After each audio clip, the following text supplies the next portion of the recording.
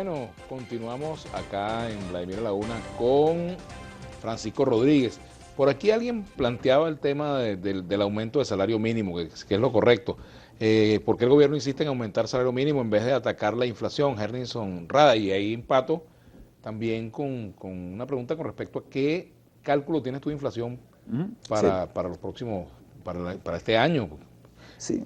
Bueno, nosotros ahorita estamos viendo una inflación en este momento de 481%.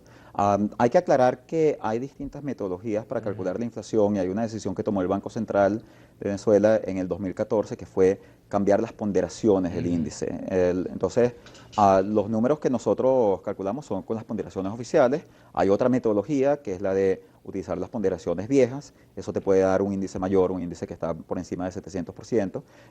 Ahora, nosotros sí creemos que hacia final de año se va a comenzar a dar una desaceleración de la inflación, porque la inflación está muy íntimamente ligada al La gasto capacidad de público. consumo. Sí, sí, y la capacidad de consumo tiene que ver con el gasto público. Y lo que nosotros hemos visto a lo largo del último año es que el gasto público en Se ha términos contraído. reales ha caído muy fuertemente. O sea, el gasto nominal del gobierno central ha aumentado en un 151%. Tú puedes decir, eso es alto, pero si tienes inflación que está por encima de 400%, entonces en realidad como tamaño de la economía está cayendo y eso te controla el déficit fiscal y la necesidad de imprimir dinero para cubrirlo. Entonces eso te limita el fenómeno inflacionario. Con respecto al tema del aumento salarial, mira, pues, o sea, los aumentos salariales son una política que por supuesto que tiene sentido para poder paliar y contrarrestar los efectos de la inflación, pero también es cierto, como dice la persona que escribió ese tuit, que tú tienes que tener una política, o sea, yo no creo que son contradictorias, yo creo que se deben mantener, pero tú tienes que tener una política antiinflacionaria de base. Y todo eso se trata de tener una política y una estrategia de estabilización macroeconómica, que es lo que en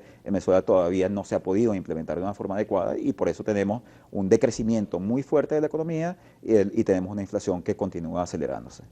Pronosticaba o prevía para el año que viene José González, amigo común, economista que yo también lo entrevisté en estos días, un 2000% de inflación para el año que viene, para el año 2018. ¿Eso es probable?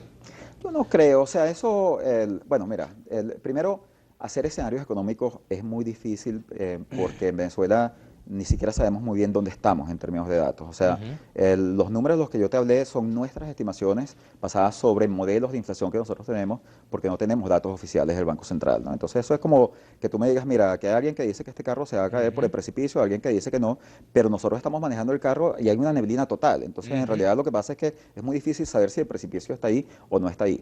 Hay personas que piensan, y es una visión, que Venezuela está en un proceso hiperinflacionario que se está acelerando. Y la hiperinflación sí tiene esa naturaleza, en la que se va acelerando cada vez más rápido. Y de hecho, te puede saltar, o sea, primero toma tiempo llegar de 30 a 100 y de 100 a 500, pero después saltas a 2000, puedes saltar a 50.000, a números muy altos. En mi opinión, lo que ha ocurrido con el gasto público, la caída tan fuerte que ha habido del gasto público, limita esa aceleración inflacionaria. Entonces yo sí creo que la inflación se va a mantener en rangos como los actuales, posiblemente incluso con una pequeña desaceleración, pero lo que sí es que ocurre dentro de un contexto de una economía cuyo crecimiento todavía está muy limitado. Y de hecho nosotros recientemente revisamos nuestro pronóstico de crecimiento hacia abajo. En algún momento pensábamos que la economía podía crecer este año, pero después de haber observado las fuertes contracciones que han habido en importaciones y la contracción continuada de gasto público, ahora tenemos un escenario de crecimiento negativo para Ahora, este un año. trabajador puede pedir algo distinto a un aumento salarial, por ejemplo, o los sindicatos, porque este es un reto que tienen los sindicatos también. Van a negociar contratos colectivos o van a pedir aumentos. Caramba, en una economía inflacionaria, pedir un aumento de salario termina siendo a lo mejor inútil, ¿no? Bueno, pero si no lo pides es peor. Claro, o O sea, sea, tienes que o sea, tenerlo. ¿qué medidas distintas se pueden pedir, por ejemplo? Yo sé que tú Bueno, no eres dirigente sindical, no, pero no, pensando en voz sí, sí, alta, sí. ¿no? O A sea, propósito del 1 de mayo. aquí cuando se comienza a acelerar la inflación así, lo que los dirigentes sindicales, los sindicatos a veces se pueden mover no solo a la exigencia de ajustes retroactivos, sino hacia una política de indexación. O sea, por ejemplo, decir, bueno, mira, a Escala partir de móvil de ahora, salario, por ejemplo. exacto, a partir de ahora, si nosotros tuviésemos una publicación, digamos, más rigurosa de estadísticas, entonces se podría decir, bueno, los aumentos salariales tienen que estar ligados al índice de precios del consumidor. Ahora, ¿qué No índice de existe, precios del no tenemos un consumidor no sistema de se precios. publica? Y ahí es donde se te puede comenzar a generar un proceso de dolarización de facto, o sea, no porque el gobierno decida adoptarla, sino porque en algún momento se dice, bueno, que aquí la única medida de valor que existe es el dólar. O sea, Claro. si no hay un índice de precios del consumidor publicado por el Banco Banco Central. Central para poder indexar los salarios, entonces de repente lo indexamos al precio del dólar y eso, pues, y además, en un caso en el que no hay un precio establecido de la divisa, entonces las cosas se comienzan a indexar al dólar paralelo. Eso es un fenómeno bien riesgoso, bastante riesgoso. Carlos C. Buenas tardes. ¿Recomendaría comprar más deuda venezolana a pesar de la alta probabilidad de impago? Gracias y saludos. Bueno, ya tú has comentado esto, ¿no? Ujú.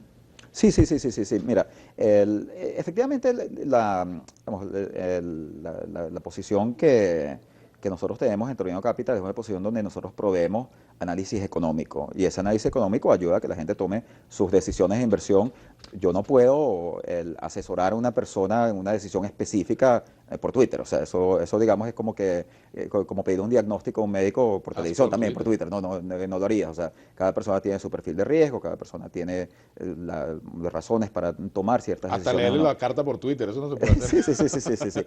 Pero bueno, lo que sí es cierto es que en la medida en la que el país mantenga ese compromiso, esa voluntad de pago y se mantenga un nivel de capacidad que sea un nivel de capacidad decente que nosotros creemos que se mantiene, entonces esta es una estrategia de invertir en estos bonos que va a dar buenos retornos que compensan adecuadamente el riesgo que existe. Vamos a irnos con una pregunta. MB, Alexis Chirino 75, arroba Alexis Chirino 75.